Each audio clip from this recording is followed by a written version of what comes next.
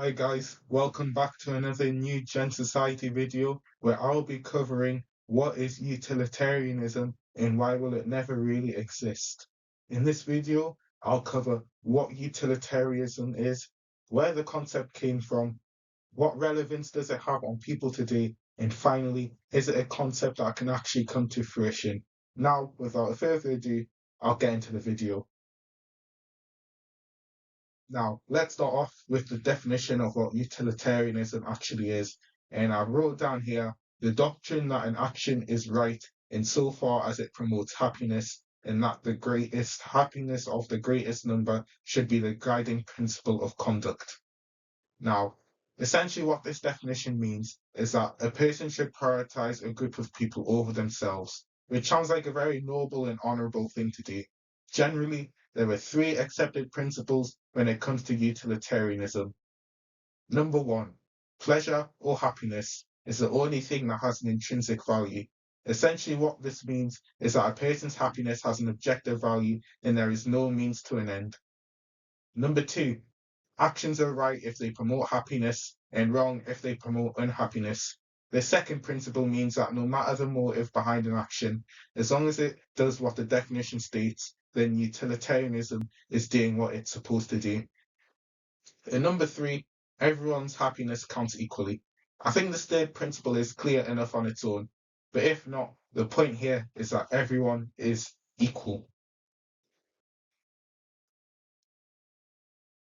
All right, so it's time for an extremely brief history lesson. These two men were philosophers, Jeremy Bentham, who's on the right, John Stuart Mill, who's on the left, and they developed the idea of utilitarianism.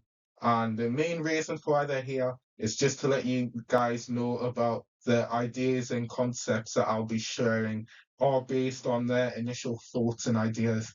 And if anyone had any further interest in their work, then you basically know that they're the founding fathers of utilitarianism. And just to talk a bit more about them, I did read John Stuart Mill's book, which is literally called Utilitarianism. It's a pretty good read, and yeah, I'd recommend it. So, why is utilitarianism an important concept? And I've got two reasons here on this PowerPoint. And firstly, I'll be talking about why it's important in society as a whole. Now, predominantly in the West, a lot of societies are in a free market. And in free markets, there's a lot of libertarianism where people just get to do what they want with government intervention only happening when it comes to stuff like law and order and security of the country and making sure that things are stable. And there's also like some elements of policing, emergency services, etc., etc. So ultimately, what this means is that alongside all of that, there's disadvantaged groups that will go through problems such as inequality. So what a government would do in that situation is that they'd help in a utilitarian basis that helps to protect the happiness of a larger group of people. And the second point here is the workplace, where most of your big companies will follow some form of ethical code to protect their workers and customers, as that's what maximizes stakeholder happiness. However, in my opinion, it's really just to stay away from legal trouble. And it's a form of profit maximizing if you really think about it, because you need to make sure that customers and the local like authority and everyone is essentially happy so that you're not charged excessive amounts. But that's deviating from the point.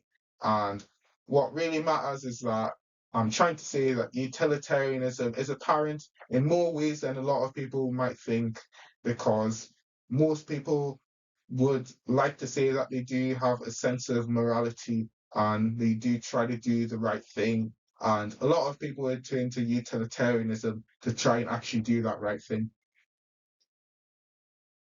However, uh, in the wake, there's few problems with utilitarianism. I've got three. Firstly, people. Second, way too simplistic. And three, how could someone know that they made the correct decision? Sorry if my face cam is slightly holding in the way of that decision section, but yeah, that's what it says. So, in the workforce, for example, where many people will simply be in the capitalist machine. There's the notion that the priority should be on oneself, even if that comes at the detriment of others, which essentially opposes the view of a utilitarian, because they would argue that people would want to do things that are the betterment for everybody else. But I feel like in real life, you can find a lot of examples where people just care about themselves, even if someone is negatively impacted by that. Now, another problem is that the moral code that utilitarianism supports is simply way too simplistic, and it doesn't really go through much of the nuances of morality and going through the correct decision. Utilitarianism is very black and white when there are plenty of grey spots in the real world which you may not cover as smoothly. And finally, if someone is prioritizing the greatest level of happiness, the consequences may not be clear, resulting in a situation where there have been unintended consequences. And this is a problem because in many aspects of life, someone's intentions may be very different to the actual result. So now it's time to link this video back to the actual title on whether utilitarianism will actually exist. And I have a few reasons for why I can comfortably say no. Firstly, if you have a government that actually functions properly, and by this I mean having a fair distribution of taxes and public services to help maximize the happiness of the population, then that would be classed as utilitarian in my opinion. However, in the vast majority of companies, well, yes, companies, but what I was trying to say is countries, this is unlikely to happen because governments may prioritize certain groups of people so that the overall happiness of society is limited due to vast sums of inequality. And even if we move away from the societal sphere, we can see in our daily lives that businesses, particularly in the West, follow free market economics, which has an emphasis on focusing on yourself. And I think that people can come to a consensus and say that one individual's happiness is not superior to multiple. It's a debate where the owner can't receive all of the benefits compared to the employees, to simply put it. And this links to my second bullet point on this PowerPoint slide, where I'm saying that business culture is very capitalistic. And finally, whether people like it to admit it or not, why utilitarianism will never exist is because people are too egocentric and it's their way or the highway.